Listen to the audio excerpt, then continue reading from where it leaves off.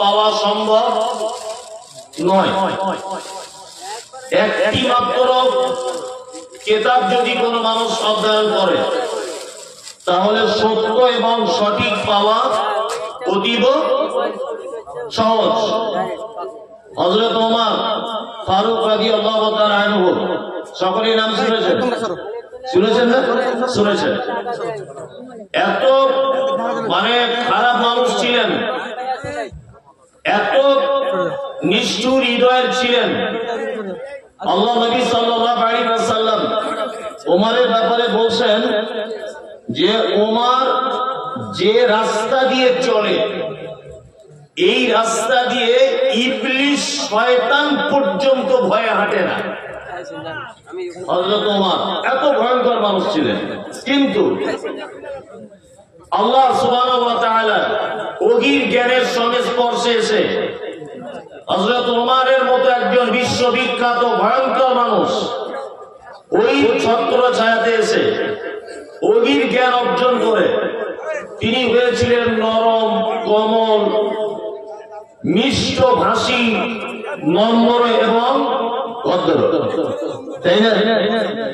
অথচ সারা পৃথিবী আপনি যদি অন্যান্য শিক্ষায় শিক্ষিত মানুষদের যদি আপনি দেখতে চান, যারা নিজেকে খুব পাণ্ডিত্য মনে করে, খুব জ্ঞানী মনে করে নিজেকে, এইরকম মানুষের দিকে যদি আপনি তাকিয়ে দেখেন যে তাদের ভিতরে এখনো পর্যন্ত সঠিক পথ কোনটা, এইটাই তারা এতদিনে নির্ণয় করতে পারেনি। আমি পবিত্র আল কোরআনের সর্বপ্রথম অবতীর্ণকৃত 5টি আয়াত আপনাদের সামনে তেলাওয়াত করেছি। আর আমার বক্তব্য ছোট একটা বিষয় আপনাদেরকে দিয়ে দিচ্ছি, সেটা হচ্ছে শিক্ষার মর্যাদা। শিক্ষার মর্যাদা আল্লাহ সুবহানাহু ওয়া তাআলা পবিত্র আল কোরআনে কথা বলছেন, ইন্না নিশ্চয়ই আরাজনাল আমানাতা আলাস সামাওয়াতি ওয়াল আরদ ওয়াল জিবাল ফাআবাইনা আন ইয়াহমিলাহা ওয়া আশফাকনা মিনহা ওয়া হামালাহাল ইনসান ইন্নাহু কানা যালুমান জাহুলা। আল্লাহ তাআলা বলছেন, সর্বপ্রথম আমি কোরআন অবতীর্ণ করতে চাইলাম আসমানের কাছে, তারপর জমিনের কাছে, তারপর পাহাড়ের কাছে, কিন্তু এরা তিনজন এই দায়িত্বটা কেউ নিতে চাইল না। এরা ভয়ে ভীত হয়ে গেল যে এত দামি জিনিসের দায়িত্ব আমরা গ্রহণ করতে পারবো না। আল্লাহ সুবহানাহু ওয়া তাআলা অবশেষে এই কোরআনের দায়িত্ব দিলেন জিবরিল আমিনের মারফতে আমাদের নবী মুহাম্মদ সাল্লাল্লাহু আলাইহি ওয়াসাল্লামের কাছে, অর্থাৎ মানুষের কাছে। যাদের কাছে কোরআন দেওয়া হয়েছে এদের দুটি চরিত্রের ব্যাপারে আল্লাহ তাআলা বলছেন, জালুমান জাহুলা। যাদের কাছে কোরআন দেওয়া হয়েছে এরা হচ্ছে জাহেল, আর এরা জালেম। জাহেল সেই ব্যক্তি যে এটাকে অধ্যয়ন করার চেষ্টা করে না বা অধ্যয়ন করে না, এ হচ্ছে জাহেল। জালেম সেই ব্যক্তি যে এটাকে অধ্যয়ন করার পরে মান্যতা দিতে পারে না, ও হচ্ছে জালেম, অত্যাচারী। আমরা এই দুটো কোয়ালিটির ভিতরেই ঠিকই আছে। কোরআন পড়তেও জানি না, আর কোরআনে আল্লাহ সুবহানাহু ওয়া তাআলা যা বলেছে তা মানতেও জানি না। দুটি আমাদের ভিতরে আছে না? আছে। দ্বীনি শিক্ষার গুরুত্ব সম্পর্কে আলোচনা হবে ইনশাআল্লাহ। সময় যদি আপনারা দেন তাহলে বিস্তারিত ভাবে বলা হবে ইনশাআল্লাহ। আমাদের নবী মুহাম্মদ সাল্লাল্লাহু আলাইহি ওয়াসাল্লাম যে জামানাতে বা যে যুগে জন্মগ্রহণ করেছিলেন, যুগটার নাম কি? আইয়ামে জাহেলিয়া, অর্থাৎ বর্বরতার যুগ, অসভ্যতার যুগ। অসভ্যতা এতটাই ছিল যে মানুষ মারা গেলে তার মাথার মগজটা বার করে নিত, নিয়ে মাথার এটাকে কুলি বলে, তাই না? এই কুলিতে তারা মদ ঢেলে মদ পান করত। এতটাই অসভ্যতা ছিল। আর সেই জামানাতে পৃথিবীর ভয়ঙ্কর 4টি পাপ মানুষ সব থেকে বেশি করত। এক, তার নাম হচ্ছে জেনা, ব্যভিচার।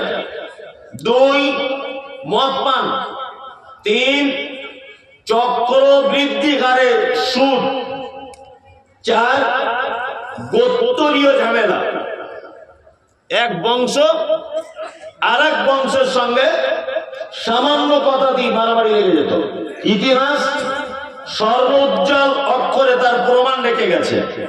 এখানে সাইকরা বসে আছেন, আউস আর খাজরা, এই দুটি গোত্র একটা উটকে পানি পান করানোকে কেন্দ্র করে 100 বছর যাবত তারা যুদ্ধ চালিয়েছে।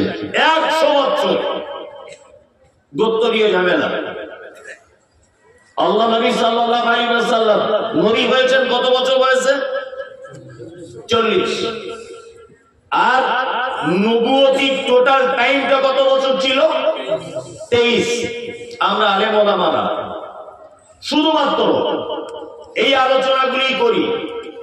আল্লাহ রাসূল বিবিদের কাছে উত্তম স্বামী ছিলেন। আল্লাহ রাসূল মেসওয়াক করতে পছন্দ করতেন। আল্লাহ রাসূল মিষ্টি খেতে পছন্দ করতেন।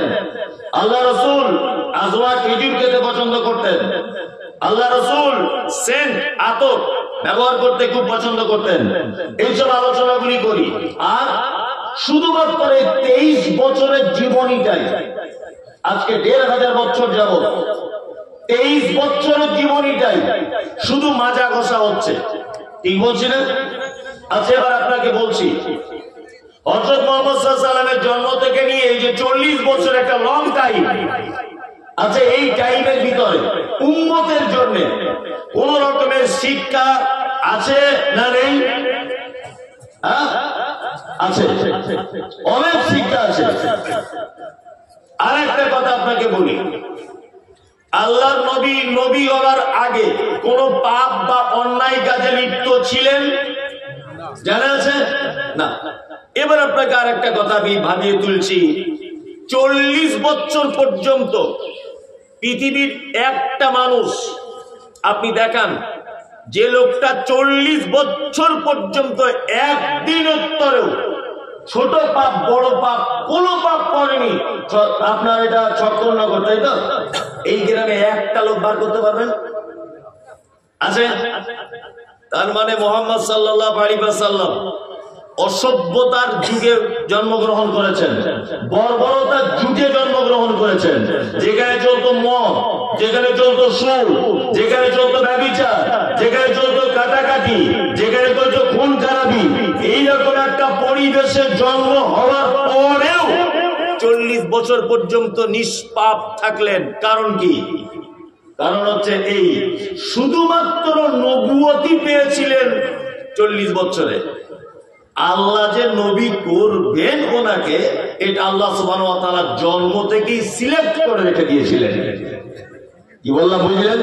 এই কারণে একটাও পাপের সুযোগ দেওয়া হয়নি।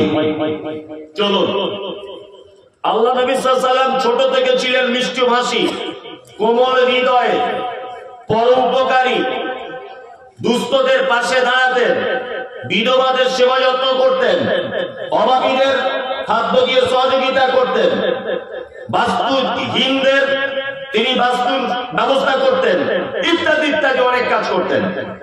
এই মাঝখানে তিনি দেখলেন যে মক্কাতে রয়েছে ভয়ঙ্কর ভয়ঙ্কর একটা পাপ। এই পাপ থেকে সমাজকে কিভাবে বাঁচানো যায়, এই সমাজকে বাঁচানোর জন্য একটা সংগঠন তৈরি করেছিলেন মক্কাতে, তখন নবী হননি। তার নাম হচ্ছে হিলফুল ফুজুল। সকলেই জানেন, যারা ইসলামিক ইতিহাস জানেন, হিলফুল ফুজুল। আর এই সংগঠনে যুবকদেরকে কাজে লাগানো হয়েছিল। নাম্বার 3, আল্লাহ নবী সাল্লাল্লাহু আলাইহি ওয়াসাল্লাম ঐক্যবদ্ধ ভাবে যুবক ইয়াং জেনারেশনদেরকে নিয়ে সমাজ থেকে মদ উৎখাত করতে চেয়েছিলেন, ব্যভিচার উৎখাত করতে চেয়েছিলেন, সুদ উৎখাত করতে চেয়েছিলেন, গোত্রীয় ঝামেলা উৎখাত করতে চেয়েছিলেন। আর এরই মাঝখানে মক্কা থেকে 7-8 কিলোমিটার দূরে একটি পাহাড় ছিল, তার নাম জাবালে নূর। আমি কিছুদিন আগে দেখে এসেছি, ওইখানে গিয়ে যে পাহাড় তার নাম জাবালে নূর, আর যে গুহাতে আল্লাহ নবী সাল্লাল্লাহু আলাইহি ওয়াসাল্লাম আল্লাহ ধ্যান করতেন তার নাম হচ্ছে হীরা। আর হিসাবরা জানেন যে মাটির নিচে থেকে উপরের দিকে তাকালে একটা একটা মানুষকে মনে হচ্ছে 1 বিঘা বা 1 হাত করে সাইজ, এত উঁচু সেই জায়গাটা। এই জায়গাটাতে আল্লাহ নবী সাল্লাল্লাহু আলাইহি ওয়াসাল্লাম আল্লাহ ধ্যান করতেন। এই সংগঠন চালানোর মাঝখানে হঠাৎ জিবরিল আমিন এলেন, এসে আল্লাহ রাসূলকে চাপ দিয়ে ধরলেন, ধরে বলছেন আপনি পড়ুন। আল্লাহ নবী সাল্লাল্লাহু আলাইহি ওয়াসাল্লাম বলছেন আমি পড়তে জানি না। দ্বিতীয়বার আবার ধরা হলো, আপনি পড়ুন, বলছে আমি পড়তে জানি না। তৃতীয়বার ধরা হলো, পড়ুন। তখন আল্লাহ নবী সাল্লাল্লাহু আলাইহি ওয়াসাল্লাম পড়লেন ইকরা বিইসমি রাব্বিকাল্লাযী খালাক খালাকাল ইনসানা মিন আলাক ইকরা ওয়া রাব্বুকাল আকরাম আল্লাযী আল্লামা বিল কলম। 5টি আয়াত অবতীর্ণ হলো। আপনাকে আমি আবার ঘটনাটার পিছন থেকে শিক্ষা দিতে আসছি। 1, মুহাম্মদ সাল্লাল্লাহু আলাইহি ওয়াসাল্লাম এই অসভ্য জাতিকে সংশোধন করার জন্য সর্বপ্রথম তিনি যে সিস্টেম অবলম্বন করেছিলেন সেটা হচ্ছে ঐক্যবদ্ধ। একটা জাতিকে পরিবর্তন করা একক মানুষের পক্ষে সম্ভব নয়। 2 নম্বর, আল্লাহ নবী সাল্লাল্লাহু আলাইহি ওয়াসাল্লাম এই জাতিকে পরিবর্তন করার জন্য সর্বপ্রথম যাদের কাজে লাগিয়েছিলেন তারা ছিল সব 16 বছর, 17 বছর, 20 বছর, 30 বছরের টকটকে ফুটফুটে যুবক। এই যুবকদেরকে দিয়ে সমাজ পরিবর্তন করতে চেয়েছিলেন। নাম্বার 3 হচ্ছে আল্লাহ সুবহানাহু ওয়া তাআলা হীরা গুহাতে ডেকে নিয়ে গিয়ে নবীজিকে বলছেন, মুহাম্মদ সাল্লাল্লাহু আলাইহি ওয়াসাল্লাম আপনি যে ঐক্যবদ্ধভাবে যুবকদেরকে নিয়ে সমাজ পরিবর্তন করতে চাইছেন এটা কোশ্চিন কালেও সম্ভব নয়। আল্লাহ নবী সাল্লাল্লাহু আলাইহি ওয়াসাল্লাম ছোটবেলা থেকে কোন স্কুলে পড়াশোনা করেছেন কারো জানা আছে? পড়াশোনা জানতেন না? নিরক্ষর ছিলেন। আল্লাহ তাআলা নবীকে হীরা গুহাতে ডেকে নিয়ে বলছেন, মুহাম্মদ আপনি যে পদ্ধতিতে নিজস্ব জ্ঞান দিয়ে সমাজ পরিবর্তন করতে চাইছেন এই পদ্ধতিতে সমাজ পরিবর্তন করা কোশ্চিন